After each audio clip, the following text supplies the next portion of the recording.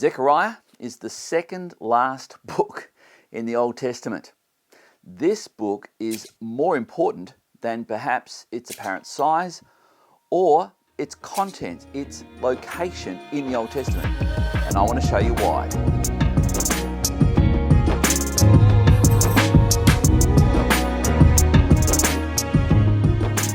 The book of Zechariah is tucked in just behind the last book of the Old Testament. This might give us the impression that it's not that important, but I want to show you why the book of Zechariah is critically important to how we understand the New Testament. We've seen, as we've looked through the post-exilic biblical literature, that in this period of the exile, when Judah and Benjamin, the two southern tribes, were taken away over initially into Babylon, which was then later absorbed into the Medo-Persian Empire, then ultimately the Persian Empire, that in this period known as the exile, there was a number of significant things that happened. In fact, I want to run through 5 of the things that I think are really important for us to understand about this period.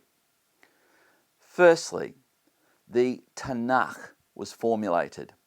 The Tanakh is comprised of the law, Torah, the prophets, Nevi'im, and the Ketuvim, that is the writings, including the poets, the poetry books, and the history books as well, the writings, Nevi'im, Ketuvim, and Torah. When you take Torah and you take Nevi'im and you take Ketuvim, you have those 3 letters that form the foundation for the word Tanakh. And the Tanakh is what we as Christians might refer to as the Old Testament. The fact that it is Tanakh in that order, Torah, Nevi'im, and Ketuvim, it perhaps should tell you that the Old Testament, as we refer to it, doesn't occur in the same order as the Tanakh. But here we have what we would consider to be the second last book in that period, that the second last book to appear. So this literature was developed in the exile and basically was completed around about 160 BC or so. So it is claimed. All right. So that's the first thing. The Tanakh was formulated. Secondly, because the temple was destroyed, the emphasis in Jewish worship went into the Tanakh. And so gatherings were formulated. These were called, and this is the third thing that developed in the exile period, gatherings that were called synagogues. Together, synagogue, to discuss and to look at the Word of God, the Tanakh. And so the essence of the synagogue was a gathering for prayer, singing, where the Tanakh was sung, parts of the Tanakh were sung, and also the reading of God's Word, the Tanakh, was given and explained by the teacher, which is the word rabbi. Fourth thing that happened is a theology of angels and demons. In fact, we're going to see the early signs of the expression of the identity of the arch-evil spirit, the arch-evil prince, as Satan. Prior to the book of Zechariah, we see that the expression Satan or Ha-Satan in the Old Testament, the Tanakh, was essentially the description which translated literally meant the adversary, the accuser, the adversary. The fifth thing that happens in the exile period is that the half Hebrew people, that is the half-breed Hebrew people, if you'll excuse the expression, who were intermingled with the people of the land and settled in the northern kingdom, where the northern part of Israel was, they became identified by the northern kingdom's capital, Samaria, and they became known as Samaritans. Now, because they weren't fully Hebrew, they blended their religious practices with some of the practices of the Hebrews.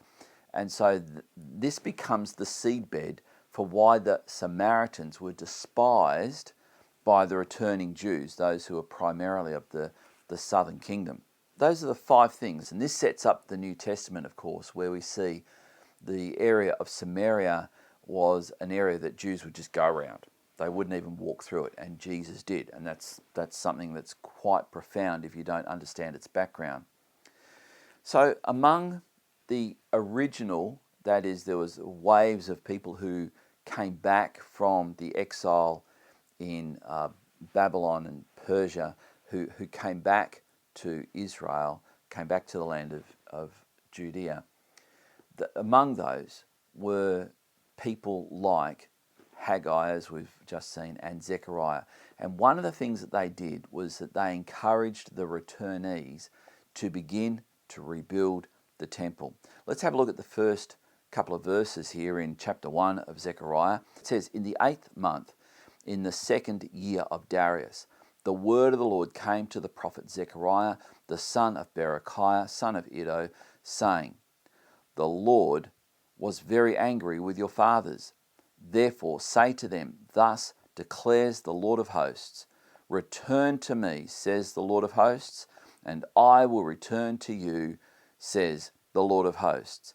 Do not be like your fathers, to whom the former prophets cried out, Thus says the Lord of hosts, Return from your evil ways and from all your evil deeds.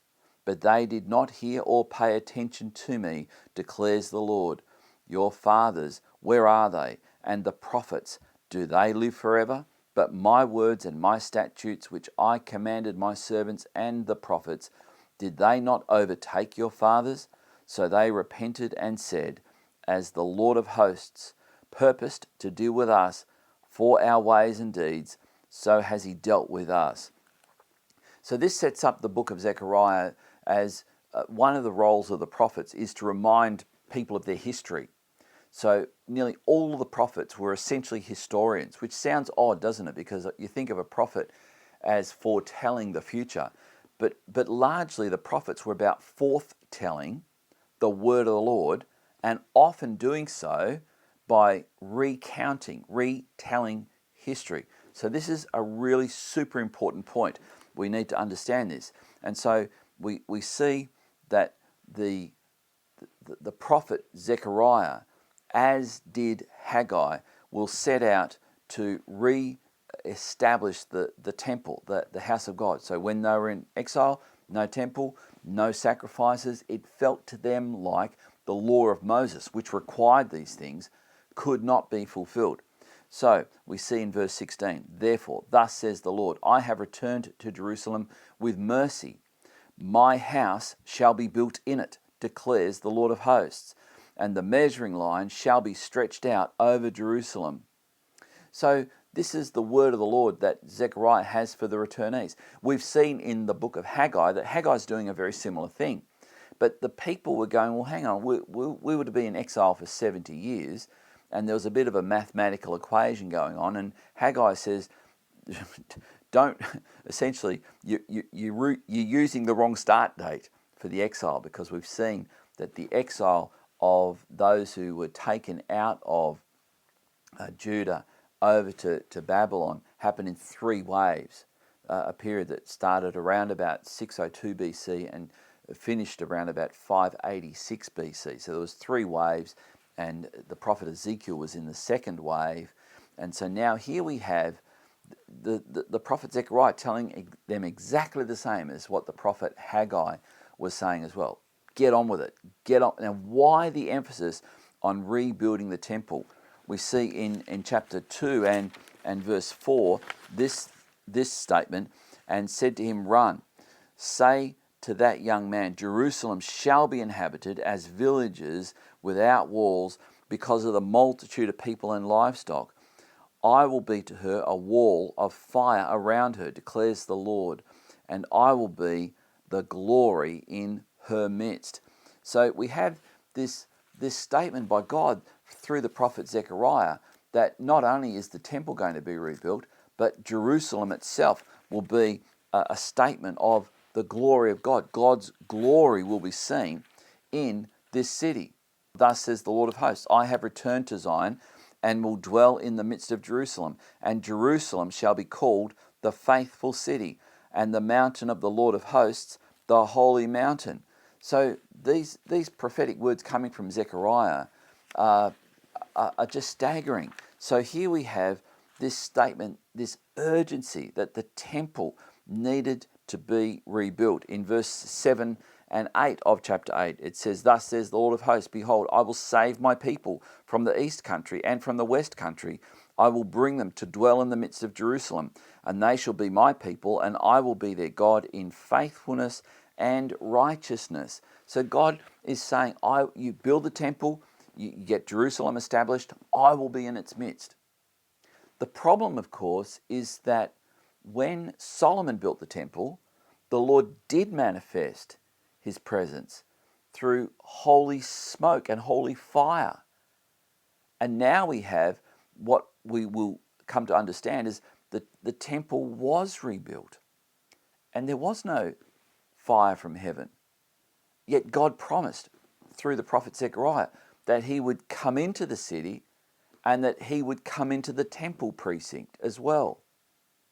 So until that happened, it felt to the people as if they were still in exile.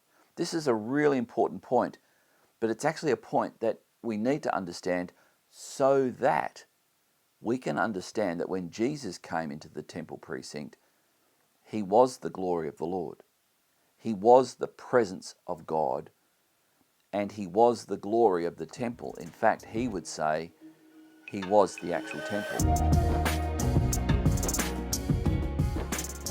Zechariah in chapter 4 and verse 9, he actually says this prophecy is so central to what the Lord was having him declare. The hands of Zerubbabel have laid the foundation of this house. His hands shall also complete it. Then you will know that the Lord of hosts has sent me to you. So emphatic was Zechariah saying that this prophecy of the temple being rebuilt in Jerusalem was to be fulfilled, that if it isn't in the time of Zerubbabel, the one who is the prince of the people, then I'm not a true prophet. So he is pinning his entire credibility on this statement. And we know historically that temple at that time was indeed rebuilt. So Zechariah also says in chapter 6, he alludes to the coming of the Messiah. We see in verse 12 of chapter 6, "And say to him, Thus says the Lord of hosts, behold the man whose name is the branch, for he shall branch out from his place and shall build the temple of the Lord." So here Zechariah is referring to the branch, which is Jesus. He's the branch. The prophet Isaiah referred to the Messiah as the branch.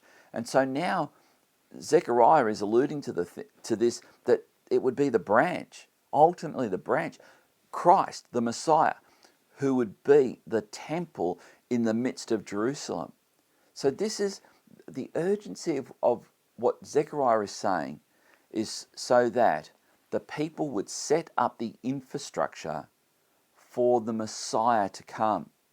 Now, over the ensuing years, as we will see when we look in the intertestamental period, as we go through some of the literature that originated in that time period, we'll see that the temple was destroyed and God had it rebuilt. It was rebuilt several times before even Christ came, because it had to be built. And God would ultimately use Herod the Great to build the temple sufficiently so that Messiah could come. Now, here's what we should glean immediately from Zechariah. Firstly, the temple is the central message of the early part of Zechariah, because this was so necessary so that the Messiah, Jesus, would come, and he would come into the temple precinct, and he then would declare himself to be the true temple. This raises the question, what is a temple? A temple is the place where God and man meet. And Jesus was the ultimate example of that. This is what we're going to see as we go through the book of Zechariah. We're going to see in the next installment, as we go even deeper into this book, that Zechariah, the book of Zechariah is referred to in the New Testament with its prophecies of Messiah just about more than any other of the prophetic books. So this book of Zechariah, it may seem insignificant, it may seem like a minor prophet, it may seem like it's right near the last book of the Old Testament, but I hope I've begun to show you this is why it's really important to understand. And if you get this, if you realize that when he talks about inhabitants coming into Jerusalem, he's talking about people coming back out of exile into this place, and ultimately that was fulfilled by the time Christ came. So would you join me in our next installment as we go deeper into the book of Zechariah? If you haven't given this a thumbs up, please do. If you haven't subscribed yet, please subscribe, hit the notification bell, and you'll see me then as we continue to look deeper into the prophet and book of Zechariah.